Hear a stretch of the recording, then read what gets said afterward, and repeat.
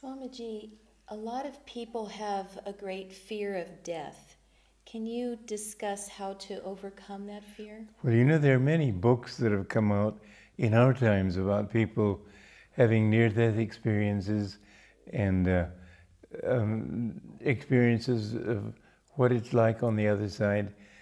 The fear of death is really fear of losing what you've got right now. You don't want to lose it. And I suppose everybody has something of that. I know that even Swami Kriyananda was a liberated being. When it came time for him to die, somebody was talking about his visiting Kirapur. He said, I go to Kirapur no more, and then he calmed down, he was fine. But there was a certain nervousness. You've been used to a certain place, and suddenly you have to leave it. I think the much more important question for us now is, how do we treat that final exam? How do we approach it? It's an important thing to realize that we've all got to go through it. They say that there are two things inescapable, death and taxes, and I say, well, I don't have to pay taxes because I don't have any income. But death, what does it matter?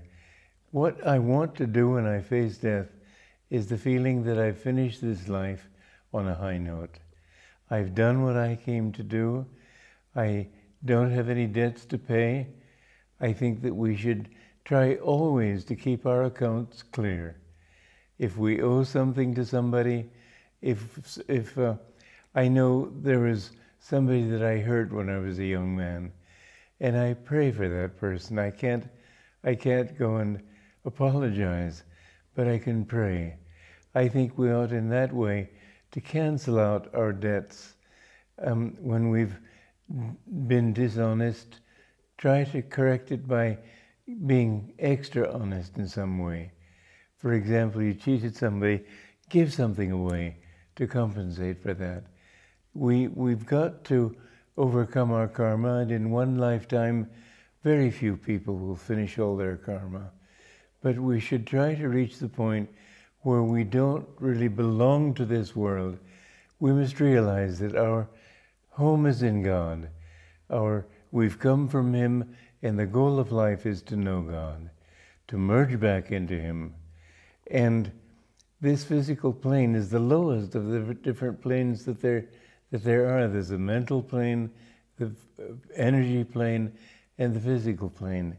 We want to get out of this. So don't build attachments, but always, whatever you have, I say at night before you go to bed, build mentally a fire and cast all your attachments into that fire. All your longings, all your desires, everything. And go through your heart every day and see if any like somebody walking through the fields and accumulating burrs. Try to feel if there are any burrs in your heart and throw them into the fire. You will find in that way that you feel free. I'd say that it would be a good thing always to know that even at any moment you never know whether you're going to go.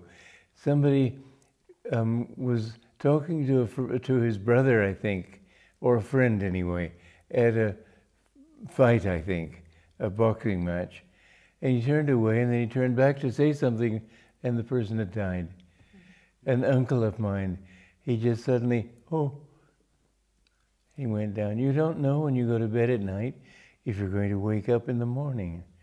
And so it's a good thing always to be ready for death. Surrender this world to Him. Offer it up. Say, God, it's not my world, it's your world. It's your responsibility. I will do what I need to do here, but I'm not attached. That's why the teaching of the Bhagavad Gita, the famous scripture of India, Nishkam Karma, this action without desire for the fruits, is really a very high teaching. You have to act in this world. You have to try for success. You can't just figure, well, you're going to die anyway, so why bother? You must do your best. Not only that, but we have come to the human level. From the lowest level, gradually have evolved to the human level. we have the capacity to make it a better world. It is our duty to make a better world of it. And therefore, we should do what we can to help other people, to make things beautiful. Some people have this negative attitude, it's all a dream, so who cares? I think that's not the right attitude. God put us here to try to be good servitors. There's a story of an Irish priest who visited a farmer. He said, "Oh, what a beautiful family God has given you. Oh, what a beautiful home God has given you. Oh, what a beautiful farm God has given you." At this point, the farmer had had enough. He said, "Well, Father, you may be right, but you should have seen this farm when God had it all to himself." And so it is that we must do our best to work with God. He has given us the free will and the intelligence to be co-creators with him. And although the end of life is death, nonetheless we should do our best now, but always in a spirit of freedom that it's his work, not our work. Swamiji, what happens spiritually at birth and death? Well, what happens is that when people leave this world, they leave their physical body behind, but they don't leave their consciousness behind. They take that with them. And in that consciousness, there are lots of desires which bring them back. Where there's a desire, it directs energy. And if that desire is for a car, they don't have cars in heaven, you'll have to come back here. If that desire is to smoke, they don't have cigarettes in heaven, you have to come back here. If your desire is for money, I know there was a rich man who wanted to take gold to heaven when he died, and somebody in heaven said, "So what does he want to bring asphalt up here for?"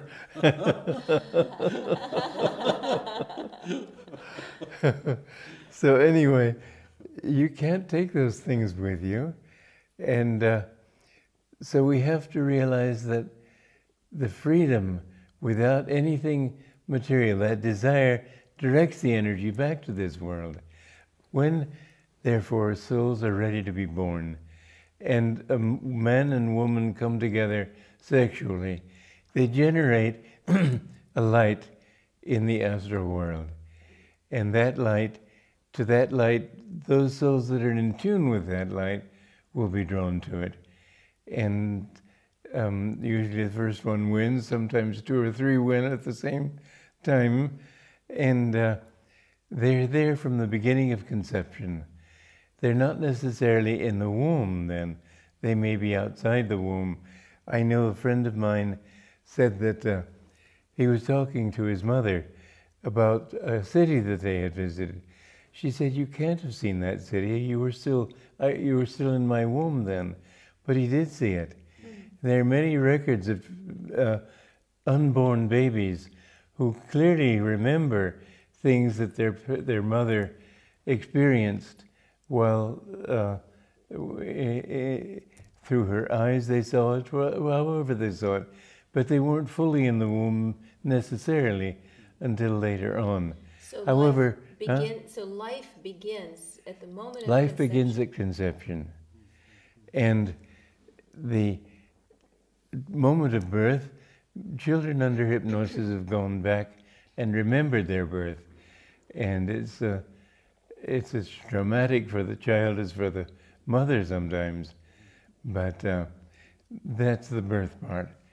And Swamiji, touching on the death part, what is the process? Can you help us understand as the soul is leaving the body? When the soul leaves the body, the energy begins to withdraw from the senses.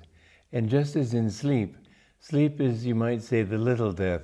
The energy withdraws a little bit, and if somebody's in deep sleep, you may call him, "John, John," and he may not hear you for a while. Finally he says, "What?" And he comes back. So in death, that energy withdraws more completely. The last sense to go is the sense of hearing. There was a case that my guru Yogananda told of a brother and a sister who had heard this statement of his, and the sister died. And the brother called her in her ear, right ear, and he said, "Sister, remember, you're conscious. I knew you. You must come back." And after a while, she opened her eyes and she said, "I heard you from a long way away, but you called me back." And so they're not completely gone until they've left the body altogether. That can take a little while. And the process of death then is that you leave the body. Some go out the lower part, some go out through the. They say that when you go out the sahasrara, or the top of the head, you go into liberation. So it depends on which direction you go as to what your state will be after death. But when you leave your body, all the pains, you may have experienced intense pain, but when it's gone, it's gone. So if you're burned at the stake, if people murder you with great pain, once you're out of your body, there's no pain at all. There's a sense of great relief, great freedom. And people have often, in near-death experiences, experienced themselves looking down at their bodies. And the doctors, they may try to tell the doctor something, and the doctor won't hear them. People say, well, it's imaginary. There's one woman I read about whose brother had been came into the hospital because, as he said, I guess Susie's about to kick the bucket, which didn't seem like a very dignified thing. And when she told him that she'd heard him because she was out of the body and he was in the lobby, he was very embarrassed. But in fact, in that state, as long as you're near the world, you notice everything. Your senses are perfectly clear. You see, you have ears that are physical, but there's also the power of hearing. Eyes, the power of seeing, feeling. All the senses are in the energy body and not only in the physical body. The physical body has in fact, with the ears you can only hear a little limited range. Deaf people, when in their astral bodies, hear perfectly. People who have been born blind, at death they see perfectly in their other body. So it all depends on when you go into the other world, you're a free person. You'd like to stay there, but you have to come back. A friend of mine met somebody who said, "Guess what? We get to come back." Well, the trouble is in coming back, you come back to a lot of suffering and pain and limitation. Freedom is the goal.